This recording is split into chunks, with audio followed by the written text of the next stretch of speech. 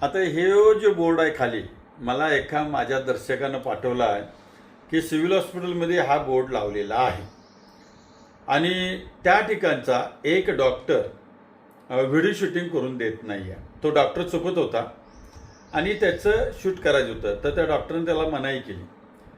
हा जो बोर्ड लावला ना, ह्याच्यात कलमं वगैरे घातल्यात, तुम्ही याची काही चिंता करू नका.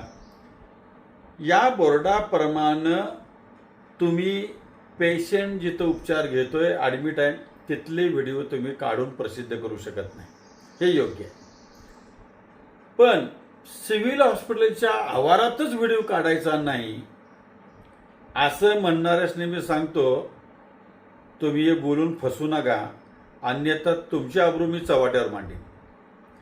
मी डॉक्टर डीन सरांशी चर्चा केली. डीन सरांनी सांगितलं की भाऊ, त्या बोर्ड लावल्यानंतर तुमचे व्हिडिओ प्रसिद्ध झालेत, आम्ही काहीच बोललो नाही. पण व्हिडिओ काढण्याच्या मागचा उद्देश सुद्धा रॉंग नाही पाहिजे. मी व्हिडिओ काढतो, मी कुणाच्या बापाला पण घेत नाही. जिथं सत्य आहे तिथं मी काढणारच. मग एखाद्या ठिकाणी बंदी असली तरी मी काढणार, काय गुन्हा दाखल होईल याच्या आपल्याला काय होणार नाही. पण चूक खीर सगळ्यासमोर आणणारच, कारण माझं इंटेन्शन रॉंग नसतं. तर मला ज्याने हा व्हिडिओ पाठवलाय, फोटो पाठवलाय, त्यांना सांगतो, अगर तमाम माझ्या जनतेला सांगतो, तुम्ही सिव्हिल हॉस्पिटलच्या प्रेमायसेसमध्ये व्हिडिओ करू शकता, पण पेशंटच्या उपचार घेण्याच्या ठिकाणी नाही करू शकत.